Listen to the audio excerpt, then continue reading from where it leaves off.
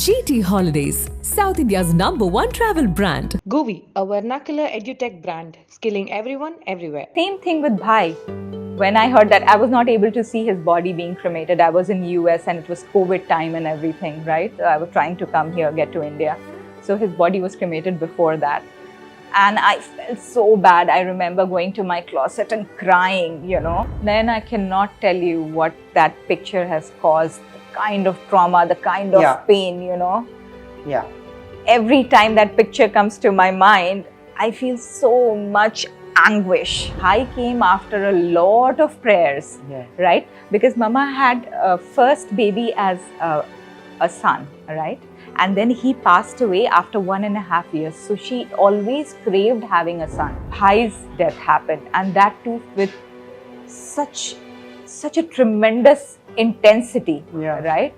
And with everything that happened around it, the media outpour and all of it, it was so tough to heal. Messaged him on 10th, Bhai, why don't you come to California? Be with me. We'll go for hikes, we'll play, just come here. I somehow knew that he has to come to me so that he can be safe. He can feel sheltered, He be sheltered. And he said also, बहुत आने का मन करता है दी. I can show you that conversation. बहुत आने का मन करता है दी, but COVID का time था, right? And he couldn't come. अगर वो आ जाता तो शायद बच जाता. This is how we can live him. His goodness we have to live. His innocence we have to live. That's what we have to live so that he is alive in us. Pain, angst, sorrow, possibly emotions that we usually run away from or hide from the world. But why do we do that? And more often than not, grief is possibly the most difficult emotion to deal with. For me, for sure. And I have no qualms in admitting that I have always run away from situations of grief momentarily to understand and to throw light on my own life. Today I have somebody who's been through hell because of the situations that have happened in her life, because of losing loved ones. But she's also found a defense to deal with it, to deal with the pain, but not have the suffering. And I want to know the science behind it. Joining me, Shweta Singh Kirti, in conversation with me only on Galatta India. Thank you so much for doing this. And it's genuinely, I'm just so happy that we are doing it, because I have a lot of emotional attachment attached to the entire family. And I'm just happy that we could do this, to be very honest. Namaste, Nayan. Namaste. And thank you for having me. And how about we start with a chanting? Would Absolutely. that be okay? No. Absolutely. Fold your hands, close your eyes, and chant with me. Om Masato Ma Sadgamaya Tamaso Ma Jyotirgamaya Mrityor Ma Amritangamaya Om Shanti Shanti Shanti Hari Om Tat Sat Shri Ram Krishna Arpanamastu Hari Om. Thank you. Thank you so much. This interview is also going to be an answer to a lot of my questions, because I don't want it to be an interview. I want it to be a conversation, because when I was reading your book, there were so many things that I could relate to be very honest. The beginning of the book is about your childhood, and the kind of experiences that you've had, possibly the fond memories of your childhood. If you could take us back before we speak about the spiritual part of your book, I want to know, how was your childhood? And being raised in a family with 4 other siblings, how was it? And how were your mom and dad like balancing everything out for all of you? So my dad and my mom, both of them came from their respective villages. And my father was the first one to step out of a village and start a life in a town. And they were definitely very courageous to do that. And my dad had left all the ancestral wealth behind. He was an engineer. And he started a new life in Patna. And we were actually, there were 6 of us. There was another sister Bobby Dee, and I talk about her in Yeah. the book too. And we lost her when she was just 12. She was very young, and she was angelic. She was like an angel, and then, we were younger than her, and I remember us coming back from school, and she'll come halfway to kind of take us back to home. And when we would be back home, she'll wash our feet, put cream, and the way she'll care for us. Nurturing, yeah. Very nurturing. She was like an angel who was sent here just to love her and to take care of us. I remember once. Should I talk more about her? Absolutely. I wanted to understand, like, how many years were you apart from her? She was the eldest? No, she was not the eldest. So she was after Ruby Dee. So Randi being the first one, then Ruby Dee, and then she was the third one, then Priyanka Dee, Sondi, and then it was me. Yeah, and then Yeah. Sushant. Then Sushant, our lovely Sushant, Yeah. right?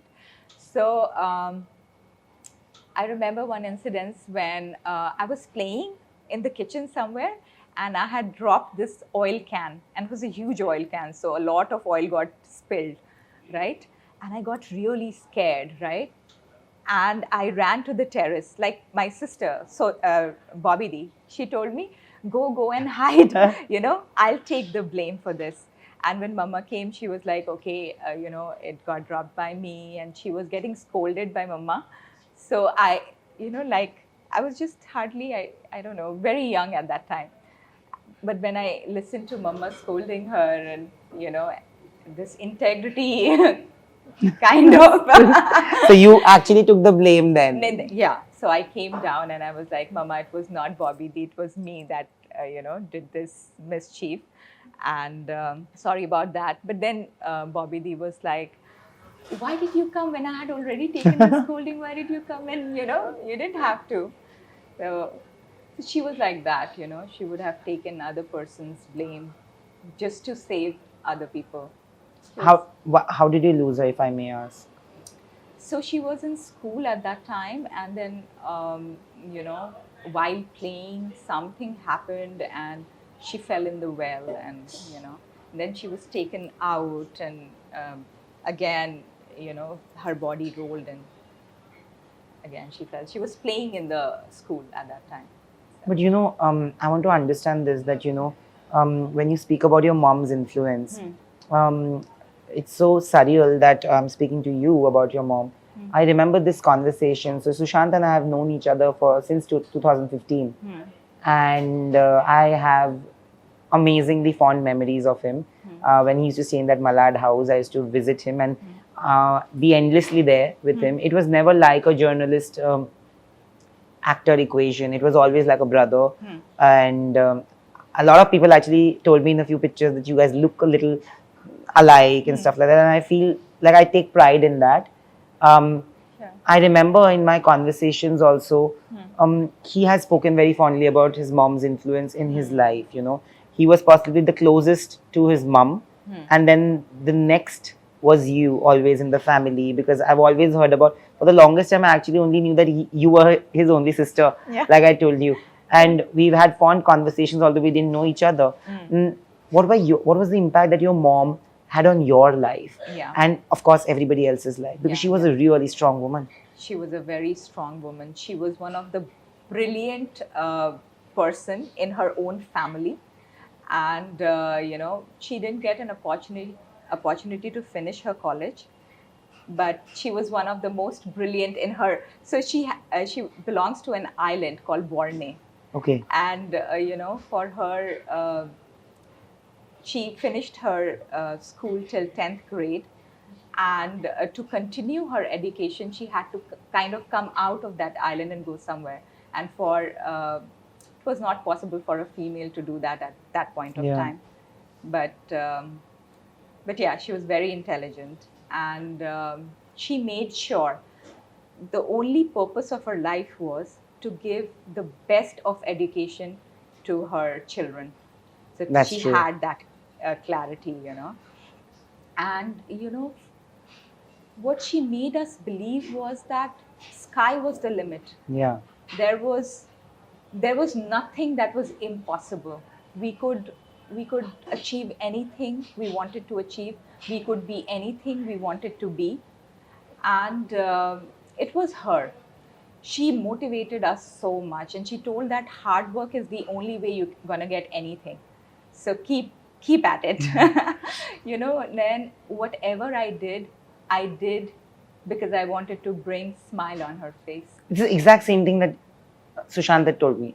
I swear, this is the exact same thing, that he was a great student, and he said that, you know, whatever I did and whatever I didn't want to do was only because I wanted to see my mother smile and happy. Yeah, and to bring her pride, you know. I remember Mama wanted one of her kids to get into Notre Dame. Notre Dame was one of the best schools, girls' school in Patna. So I happened to enter that, and Mama was so happy. She came and kissed me on my forehead, and I still remember that, the warmth of her lips. And then same thing happened again with NIFT. When I got into NIFT, she came to drop me there, and she saw the beautiful building. It was newly made. Beautiful architecture. It was NIFT written from top, you know. So quite grand. And when she came to drop me there, she saw all that and she felt so proud, right? And I remember her kissing me here. And she was about to leave to visit a temple, Tirupati Balaji temple.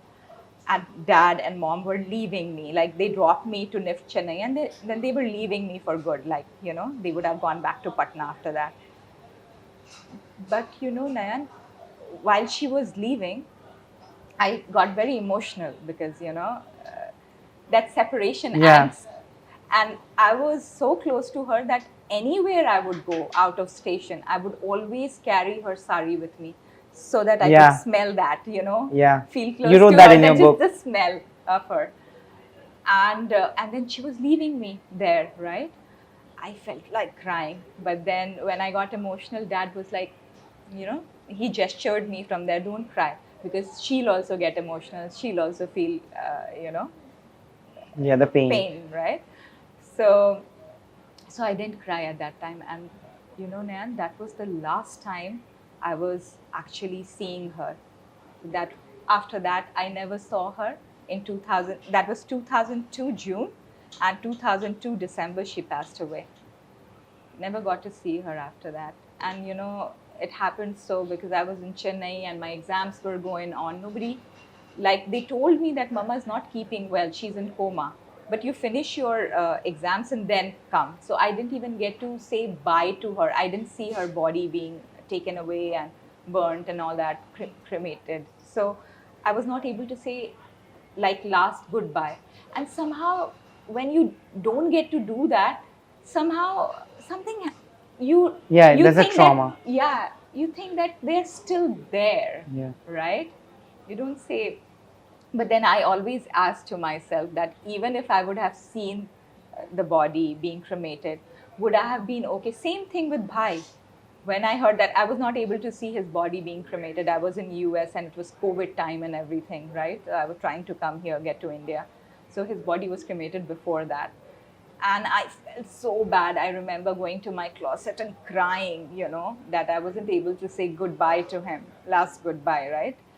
And, but then I asked myself this question, even if I would have seen their body and they were like lifeless, lifeless, and would I have let it get burnt? No, I wouldn't have. I would have been holding it tight. So I was not that emotionally strong. So maybe God designed it in a way that, you know, I didn't have to see that happen. And the main thing about Mom was that she instilled in us spirituality to begin with, faith in God, you know. So we would always see her doing puja. And every time I would come to her and say things to her, कि Mama, मेरा NIFT में हो गया या कुछ ऐसे हो गया, तो Mama will tell कि भगवान को बोलो, you know, सब भगवान करते हैं. और जब भी अगर बहुत भी इमोशनल फील कर रहे हैं ना, तो मॉम विल टेल कि talk to God, you know, he is your best friend, he listen to you, and if you want to ask something, ask God. So एक तरीके का रिलेशनशिप बन गया भगवान से because of her. You know, when you said, so I was home. That time was lockdown, and I remember 13th of June. I got a ticket to go back home in Calcutta. And that time people didn't know what COVID was. Me and my sister, we were dressed up in PPE kits. We know how difficult it was to like get the ticket and just go back home.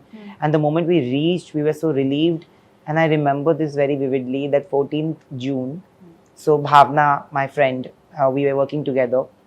And I was just cooking chicken in my sister's house because there was quarantine for 14 days. And my father, of course, he has comorbidities. He's a cardiac patient. So we decided that 14 days I'll stay at my sister's place. And I like cooking chicken. So they said कि बहुत दिनों से नहीं खाया तू बना ले. मैंने बनाने गया और around 2:30 Bhavna called me and told me that this has happened. And I couldn't believe it. And I remember Bhavna just called me and I just couldn't believe it. And I remember telling my mom, I broke down over a call when my mom called me in the evening. And I was just telling my mom that I want to go, I have to see him for the last time, But trust me, it is unfortunate that despite spending so many years and having so many memories, because of that stupid picture whoever leaked, I hate that person because the last picture that I ever saw of him was that, and it's unfair on people who loved him because then I cannot tell you what that picture has caused, the kind of trauma, the kind of pain, you know. Yeah. Every time that picture comes to my mind, I feel so much anguish. Yeah. Yeah. And I could feel it. So I know what you guys were going through. And I was like, my mom told me that, you know, remember him for the moments that you have spent with him. This is not him. That was him. Okay. This is just the body. That was the soul. And you have had that soul connect with him. And you should remember him for the soul. And that changed a lot of things in my life, you know. And I have been a person. The reason why I said I want to have a conversation is because I want to talk to you. Yeah. Because I've been a person who's always found it very difficult to deal with grief. I've found it very difficult to come to terms with the loss of a loved one.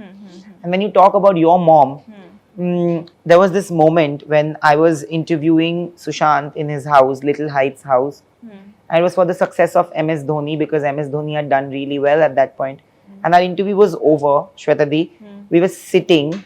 And he just started talking because he used to love Shah Rukh sir.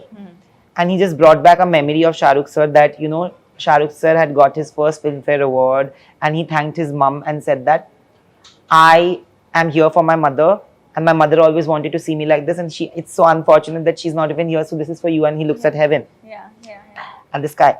He said that, you know, today I'm getting so much love for Dhoni, but it all feels so useless because the person I did it for is not here to see it. And then he started talking. 5 minutes into the conversation, he said that for the first time I feel comfortable talking about it. And he said, would you be okay if I speak about it? Do you think we can write about it? I said, of course we can, if you are comfortable. There was no pressure from my side or his side.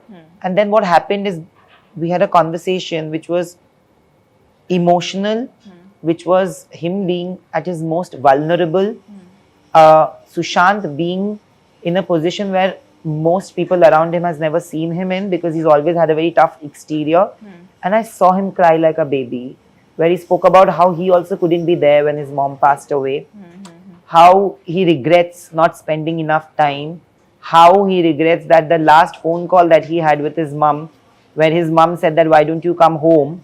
And he felt nobody could have expected that this would happen. And he regretted it. And I could see that sense of guilt. Was it very difficult how difficult was it for you and the kids to deal with grief of that level from a very young age, losing your sister, but you were still much younger. But to lose your mom, I can't even think of it. Like, I'm sorry, I always pray that I go before her because I can't live a life without my mom. So I want to know, how difficult was it for you and the family to deal with it, and especially for you and Sushant? We were all very attached to mom. Like the way you are, we were like that. And mom was like the foundation of our being, right? And when she was like taken away, it felt as if, why should we do anything anymore? For whom? Right? It felt like that. And I remember Mama was, used to love Bhai so much because Bhai came after a lot of prayers. Yeah. Right? Because Mama had first baby as a son, right? And then he passed away after 1.5 years. So she always craved having a son. And after that, 5 of us came. So Mama was praying for like 2 years to Bhagwati Ma for a son. And I was born. So, and I was born on Diwali day. Yeah. So I know that. She considered me like a Lakshmi. Lakshmi, yeah. And after I was born, a lot of money started to flow in. And then Bhai came after a year. So mom gave me all the credit that, you know, it is because of you that he has come. You know, you have brought him from heaven to this place. So I took that honor wholeheartedly. And I was very protective about him. Yeah, you because were. he was my pitya. So he came right after me. So I was very protective about him. I remember even as a child, I would give him my toys. You play with it. You know, it was like there was something about us. We always felt that we were not two, we were one.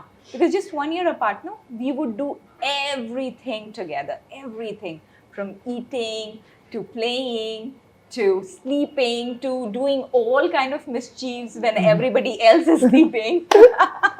So we used to do everything together. And we were always like, whatever we have to do together. So everybody knew that we are always together. So if they had to call me or him, they'll always call us like, "Good day, Gulshan, idhar aao. Good day, Gulshan, ye karo," you know, like that. So they also had forgotten that we were two different entities. They started feeling like, you know, only one person. Yeah. So that's how close we were. Very, very close. And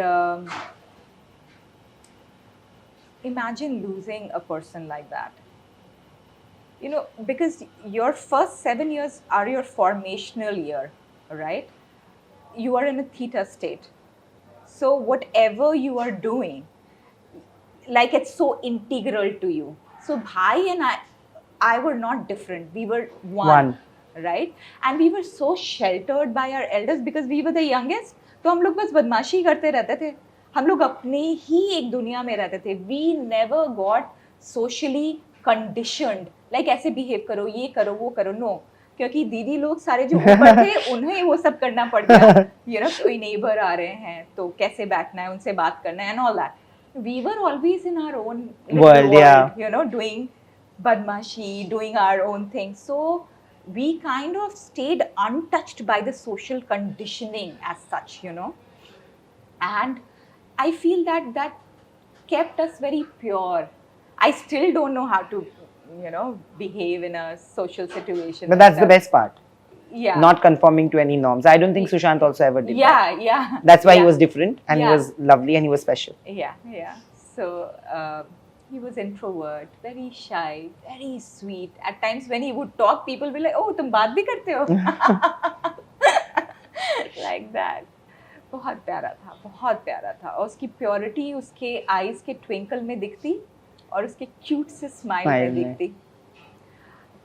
और मम्मा से तो हम इतने ज़्यादा close थे. वो हमारे कहते हैं ना, she was like the wind beneath our wings, you know, and that's why we were flying, right? We knew that she's there, we can do anything.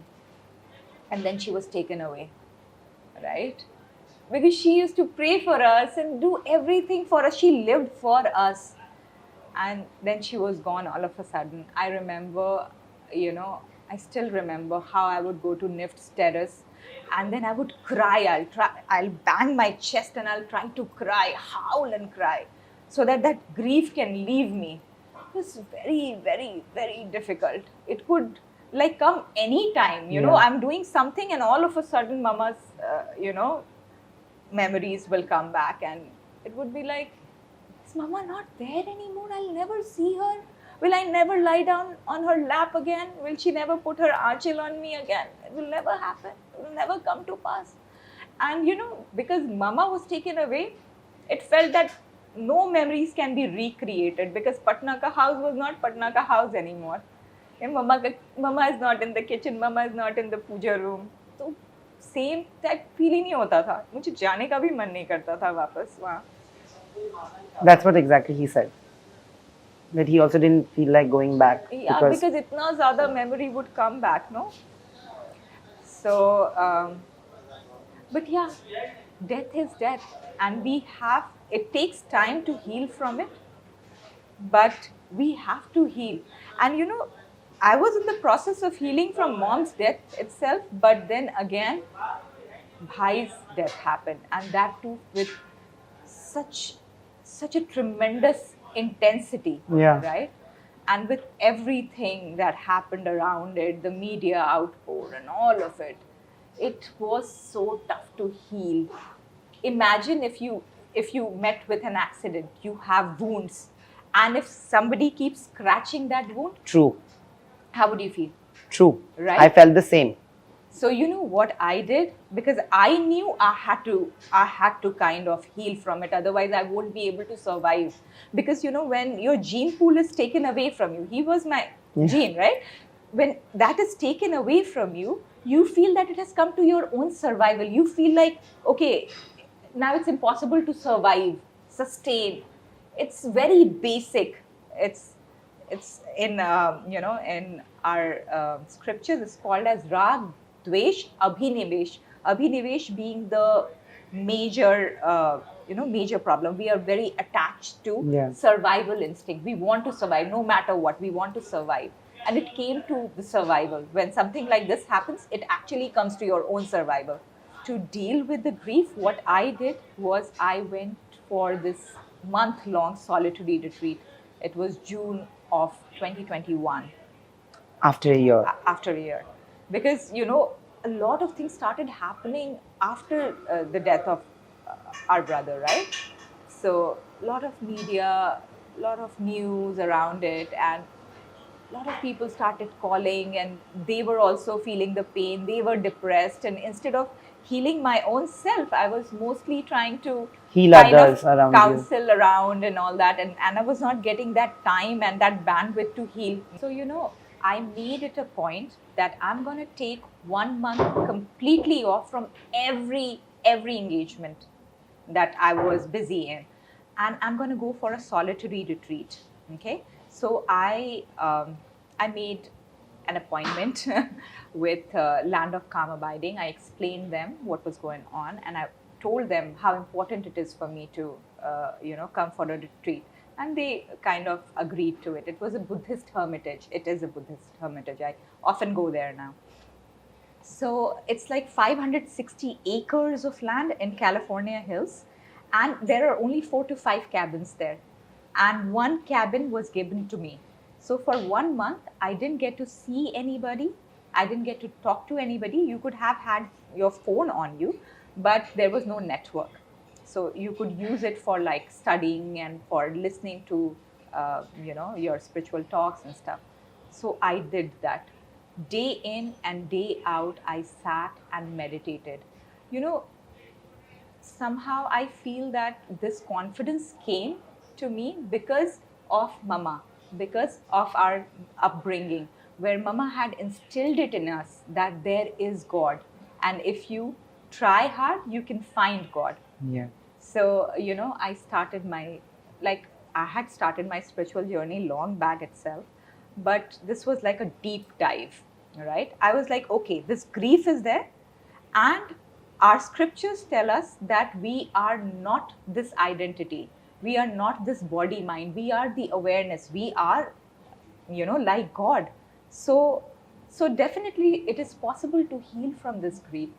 So my faith in Bhagavad Gita, my faith in Vedanta helped me to come out of it. I held on to it. That's why I was saying that I'm a person who cannot handle grief so much. So I remember I was in my 12th standard, and my results were gonna come out, and 13th of May is my birthday.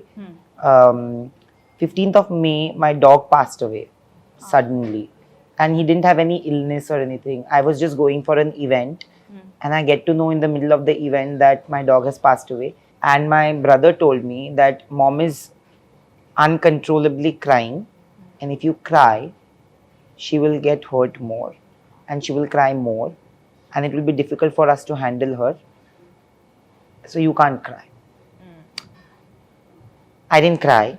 I cried a little in the bathroom, and I've always had this. I don't know, like I've seen my father also deal with a lot of health issues when I was 6 years old, and I always say this, and it has impacted me in a level where today I can realize that it has given me terrible anxiety for life, anxiety of losing my loved ones, because I've seen my father like battle heart issues where his pulse has fallen down to 29, and I was only 6 years old. I don't drink and smoke because my father used to be a chain smoker. So at 6, the only thing that you see is that, oh, this happened with my father because he was smoking. So, and no smoking and everything. So I always had that fear, and I always kept controlling him.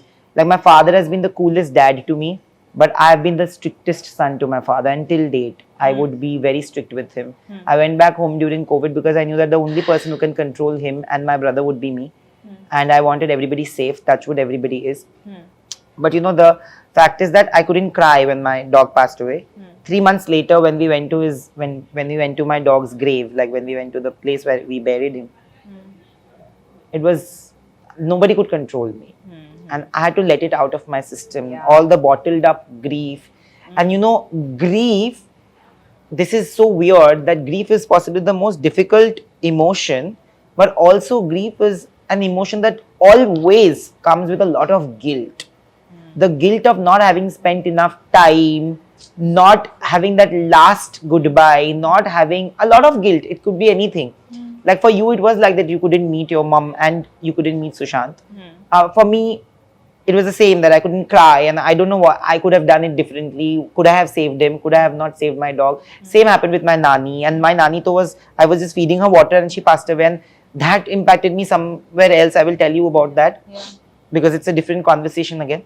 But I want to ask you that, did you also have to deal with a lot of guilt within when you lost your mom and Sushant? Of course. Not so much of guilt with Mama, but with Bhai, because I was very protective about Bhai. I actually felt like I could have saved him. You know, I'm a little intuitive because of my spiritual practices or something. I messaged him on 10th, Bhai, why don't you come to California? Be with me. We'll go for hikes, we'll play, just come here. I somehow knew that he has to come to me so that he can be safe. He can feel sheltered, yeah. He be sheltered. And you know, he said also, बहुत आने का मन करता है दी. I can show you that conversation. बहुत आने का मन करता है दी, but COVID का time था, right? And he couldn't come. अगर वो आ जाता तो शायद बच जाता. So I feel like, you know, I could have forced him a little more or something, could have done something about it. When I had the intuition, why could I have not done something about it, you know? And you won't believe, Nayan, what happened. So that night, so for me, it was night time there in California. And I was lying down, it was 10 o'clock, and I was lying down on my bed. And I was talking to Vishal, my husband. And I was telling him, Vishal, what is death? Why do people die and where do they go after death? You know, I was having that conversation at that time. Until the time I made kind of, you know, I kind of figured out in my mind that, okay, nobody goes anywhere after death. They are here only, their presence is here. Only they change the body. So in Bhagavad Gita, it is told that it is almost like, you know, death is almost like you're taking off the old cloth and you're getting in a new one. Okay, so subtle body does continue. So it's only the physical body that you leave. And I have felt like that. I have always felt Bhai's presence. He talks to me like, you know, I can feel him around me. He talks to me at times, you know, like once what happened, I was trying to find my AirPod everywhere. And he told me, like, I felt as if he told me in my ear, your AirPod is on the window shield. Look behind your curtain. And I went there and it was actually there. And I was like, oh my God, you know. And भाई का जैसा voice है, husky सा, जैसे बोलता है, वो सब लगता है कि he's around.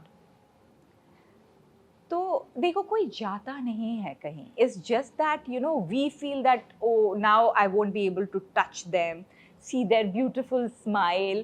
They won't crack, you know, funny jokes and all that. But it's not true. You actually start to feel their presence all the more. पूजा कर रहे हैं, भगवान को कर रहे हैं, लगता है भाई भी साइड में. कभी कभी तो पूजा करते रहते हैं and all of a sudden TV will start playing Namo Namo Shankara Bhagwan, ye Bhai ka gana. I'll be like, Bhai, kitna tum, and he's a very powerful soul. He actually makes you feel he is there around you. He does that. I don't know if people will believe it, and I don't know if I should say it because people will feel that I'm saying it just for effect, but I'm not. When I watched Dil Bechara, that was my outlet of letting go of my emotions, and I could feel him. I'm not kidding. I could feel him. I don't know. I told my mom this, and my mom is the only person who will believe me, and I know that everybody here will feel that I'm just making it all up because that's how the world is. You. Everybody who knew me from the media knew how close he was to me and how protective I was about him for most of the times. Yeah. We also, of course, used to fight that you are not in touch and everything, but that's also haq se, you know. Now, when Dil Bechara happened, it was such a cathartic ending, and it was like a I don't know. It was like it seemed like it was planned, and the ending was like, oh my God, what is this and everything, and I didn't know and this would happen and everything, and it was crazy, and my mom let me cry. Everybody who came close to me also, and I was like, just go away, and my mom was like, listen, just let him cry, even if he wants to cry for 3 hours, even if he wants to scream, screech, let him get it out of his system. And I could hear that voice. I'm not kidding. I could hear that voice, and yeah, he's a very powerful soul. Yeah, I'll tell you, same thing with Dil Bechara, what happened after I watched the movie. It was very, very emotional for me, right? I just left the house. So I went for a walk. It was evening time for me in California. I went for a walk, okay? And I kept crying. Like while walking, I was like, oh my God, you know, it just kept coming out. And before that, what had happened was like during night times, when I'm like lying down on my bed, I would feel a kind of whirlpool in my chest, like something is like weighing me down, pulling me down. And I'll feel as if I'm not able to breathe. I'll get up and I'll, you know, like bang my chest so that it can leave me, that huge pressure that was there in my chest. So yes, Dil Bechara in that way was a little cathartic. Yeah. It helped you relive it and kind of release those emotions. Definitely did that. And it was difficult. It was a very difficult film. I can never watch that movie again. No, I cannot watch it either. You know, it's so weird. I can't watch any of his movies again. I don't know. It's very difficult. It's very difficult. But Nayan, we don't have to see it like that. We have to see it. That's like why I'm coming to you. Yeah, celebration. Like a celebration on the screen. You know, Bhai. Right? Bhai is there and he's there. Imagine किसकी life में इस तरह का होता है कि movies बने हुए हैं. आप जब भी मिस करो आप देखो उनको, देखो और फील करो कि आप उनके साथ हो, right? With him. फिर it becomes like a joy, right? Yeah. Right? You know, उसका voice सुन सकते हो. That's true. That's true. I still have voice notes. That I can keep going back to whenever I feel a little emotional. I keep going back to my messages where we have unfinished plans, where we had planned to. I've never visited the Lonavala farmhouse, and every time he would tell me this, either I was not here or when I would be free, he would not be free. It just didn't happen. He had so many dreams, so many cute dreams. You know, this is how we can live him. You know, his goodness we have to live. His innocence we have to live. That's what we have to live, so that he's alive in us. But you know, Sushant actually left a part of him in everybody he met. And I feel that he lives through all of those. Like today when we are speaking, we are actually remembering him very fondly and celebrating him for who he was and what he stood for. You know, which is innocence in a very different, in a very pure way. Like he was a purist in a lot of ways, and how he was crazy. He was crazy in a different way. I have crazy seen, intelligent. Yeah, he was, my goodness. I remember he called me home to the Little Heights house and he told me I have to show you something. What has he shown me? He has completely transformed one room into like a space kind of a module, because he was prepping for Chanda Mama Dur Ke, and the other room, which was a study room, has been transformed into Kedarnath ka Pithu wala full setup, where it is basically the khatiya and everything. And I'm like, how do you do this? I've never seen an actor go to these lengths to do it. I'm like, but he's like, this is how I am. I'm going to shoot these two simultaneously. So I have to be like from one room to the other. When I'm shifting from this room to the other, I feel like I've also shared those moments with him where it has been landmark moments of his life. I was at his, again, Little Heights house where, for an interview when the telescope just got delivered. Oh my God, the happiness. He was a child. Kid. Exactly. Yes. It was not set up. He's like, listen, it's gonna be set up in like 2 days. You come, Nayan, we'll show. His mind was full of wonder. And you know what? Who did this to us? Like, who instilled this in us? Rani Di. She had this, you know, this excitement about science. And she'll make us watch Discovery Channel and this whole universe, Big Bang Theory and all that, you know. So it got instilled in us, okay, what is out there? So universe, literally so, sky was the limit for us. Our mind was like filled with, you know, wonder. And Sushant was a quiet person. He would not open up with people, but with most people, but with people who would he would vibe with, connect with. I feel more than IQ, it was about EQ for him. Like if you had the same amount of emotional quotient as him, he would connect with you. And I sometimes just miss it because... And then he'll kind of instill the IQ. Yeah. So if he's connecting with you emotionally, he'll bring that IQ part. Yeah. And then there'll be conversations, and after every 3 lines, he'll be like, you understood now? You understood now? He'll start explaining double slit experiment, observer's effect, all of it. Yes. But I want to ask you that, you know, sometimes what happens with grief is there comes a lot of pain and there is a lot of suffering. And in your book, you wonderfully spoken about how pain is inevitable, but suffering is a choice. I have not been able to find that balance, and I'm being honest about it.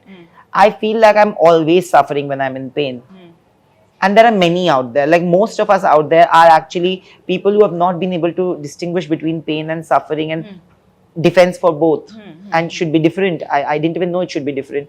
I want to know, how did you understand that, and what have you understood which you can actually help us in understanding the difference between the two? Sure. So Buddha talks about 2 arrows, okay? One arrow being the situations that are thrown at you. That is like inevitable, you know, situations will come to your life and nobody can escape pain. Pain of losing a loved one, many different kind of pain, old age, disease, you have to go through them, right? But what you can change is the second arrow, right? One arrow has hit you already, it's hurting, right? Second arrow, you can actually escape. How do you do that? You do that by changing your attitude towards the pain, right? What you have to do is you have to understand, let that be a kind of wake-up call. Once the arrow has hit you, you be aware. It has hit you, you move from there. Don't let the other arrow hit you, right? So you become more and more aware. Pain can be a wake-up call for you to ask deeper questions of life. There are times when you feel that maybe when you see death so closely for the first time, it hits you. Then when you see it again, people say that, okay, you've seen it once, so it could hit you differently, and it could numb you a little less.